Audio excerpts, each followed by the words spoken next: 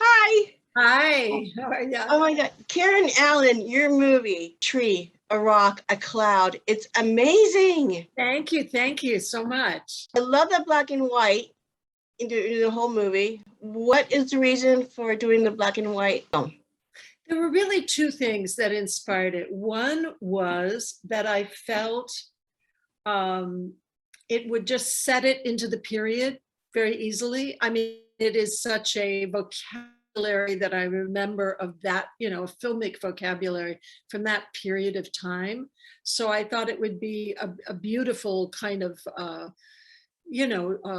world to set the film in because it takes place in 1947, and I thought it would be expressive of that period. And the other thing was, I think about 6 months before while we were in pre-production getting ready to shoot, I saw a beautiful film by Paweł Polakowski called Ida, or Ida, depending on how you pronounce it, which was in black and white. And it inspired me in a lot of different ways in the way in which we shot it. And the cinematographer and I sat down and looked at that film several times because I thought that he did something with that film. It reminded me of films that I saw when I was first falling in love with films, like in the 60s and 70s. And it had to do with the simplicity of the camera, like how he used the camera in a very, very straightforward way. And what happens when you do that is you really penetrate the characters. You don't, when you whip the camera around a lot, there's never a sense of getting to know anybody. It's like, you're just on the surface of everything. And I thought, no, we're there with these guys for such a short period of time. I want you to feel like I want a connection. I wanted to do everything I could do so that the film connected to the people in the film. Yeah, it's amazing because I did feel that connection, even from the first shot of the road and the music. And for the first few minutes, it's like you get the feeling, but no one's like actually speaking until a few minutes into the film. But it's like you're so engaged in the whole film. Thanks. That's great. Is this your first time directing? Well, I direct in the theater a lot, but it was my first film. Yeah, to direct on film. Yeah. It's amazing. It was absolutely beautiful. I tell such a great story. Well, it's Carson McCullers' story. I can't take credit for the story, but I wanted to find a way to tell the story where it became very meaningful. I mean, Carson started the story starts when the boy walks into the cafe. It starts as the door to the cafe opened, and I wanted to find an introduction for the boy so that we really had a little bit of a sense of who he is and why he might sit down with that man and listen to the man's story. So I wanted you to have this sense of him being a kind of sensitive, aware boy, perhaps kind of isolated in his world. And because a lot of times when we were talking about doing the film, people would say, in this day and age, it's hard to watch that interaction between them and think, why doesn't he just leave? Why does the boy take the time to sit down and talk to him? So I wanted to try to help that along a bit. It's amazing. Also, now you're the producer of the film, but also I saw the credits that writer actually has a building named after him, or the Carson something library on the credits. Oh, well, one of our producers, I mean, this is the Carson McCullers Institute, which is down in Columbus, Georgia, stepped in early on in the process of raising money for the film because, unbeknownst to us, and a complete coincidence, was the year we were shooting the film the year that the film was going to be finished was Carson McCullers' 100th birthday. So there was a huge, there were things all over the world being planned to celebrate her birthday, but the big one was in Columbus, Georgia at Columbus University because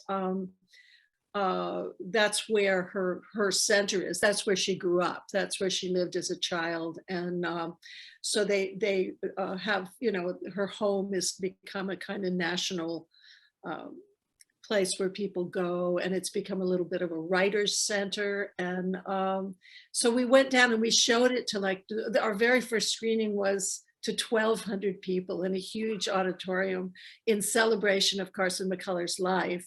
And then we went to Rome and showed it in Rome because the foremost expert on Carson McCullers' work teaches at John Cabot University in Rome, and he was doing a big celebration of her life there, and he wanted to show it there. So that was a great way to start the process of showing the film. Oh my God, it's amazing. I want you to direct more films.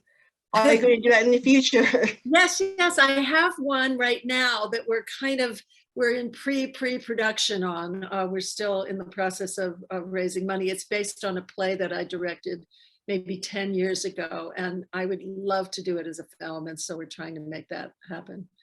Oh, how amazing. Okay, now you go like from acting to directing in theater and directing in film. There is a big difference though. Yeah. Can you explain to the audience what the difference is between directing theater and directing in film? Well, directing theater, I had a resistance directing to directing film because of the difference, because it is such a larger kind of ship that you're trying to navigate through the world. You know, when I direct a play, I cast the actors, and I have a stage manager, and I have my 4 designers, a lighting designer, sound designer, a costume designer, and a production designer or a set designer. And, you know, it's a small group of people I'm sitting in a room with, and we're working 8 hours a day, every day for a month, rehearsing, and the set's being built while we're, so it's a different, there's a different level of collaboration, and there's a different, and then, you know, when the play is actually up on the stage, and my work to some extent is done, although there's still a process that you go through with the actors even after it's up on the stage.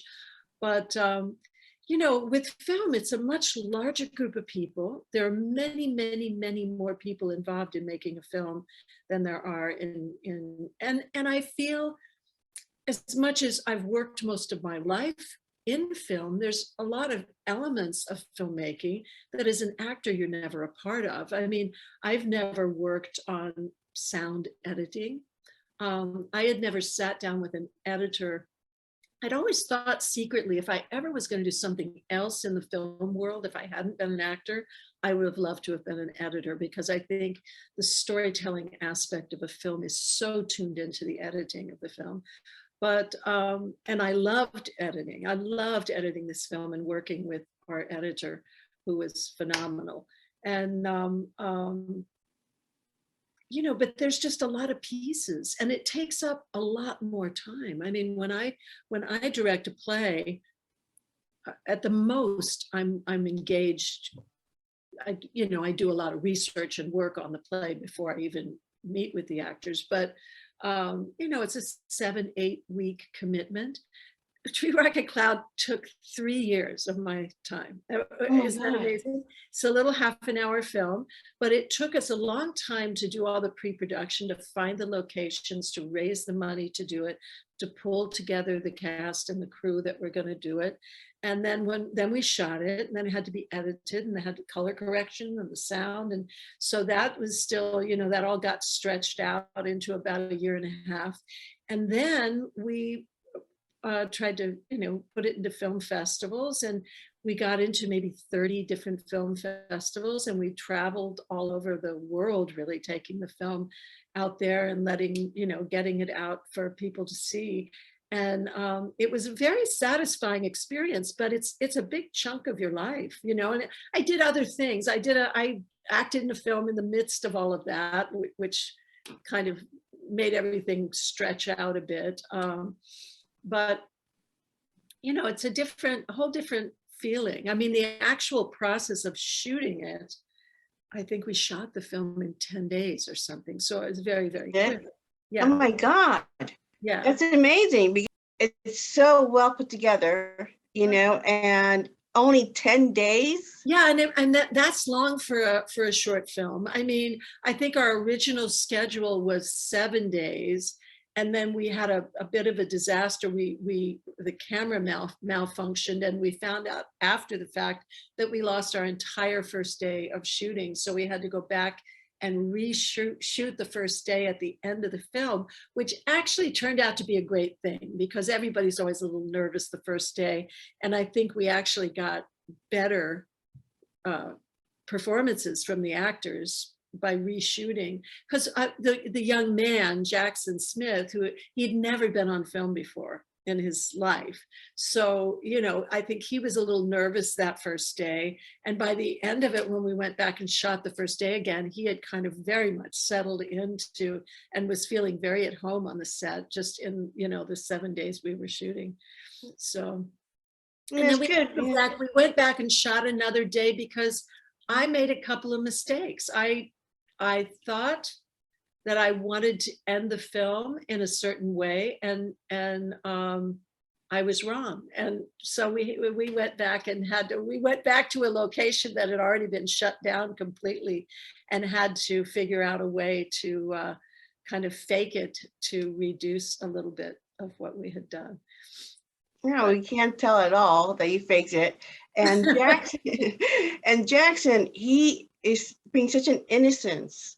He is extraordinary, isn't he? It's kind of amazing to think that in this day and age where we feel like kids lose their innocence at a very early age, you know, he had that kind of quality of presence and of being, you know, able to just be, you know. I think kids are they're so tuned into all of their devices and stuff that they have this kind of almost nervous energy all the time. And he was great. I mean, sometimes, you know, he was also a kid. He was 12. So sometimes he would just get up and go and run. I mean, he's a pretty extraordinary young man. He does parkour, so he can throw himself all over the place off of, you know, huge high things and do flips. And so he was out doing a lot of those kind of things in between shots. Okay, now we have the other actor. Okay, the guy who works at the diner. Yes, fantastic. James McMenamin. Yes, he is. Yeah. I directed him in 2 plays before, so I knew him quite well as an actor and just love him. He's wonderful.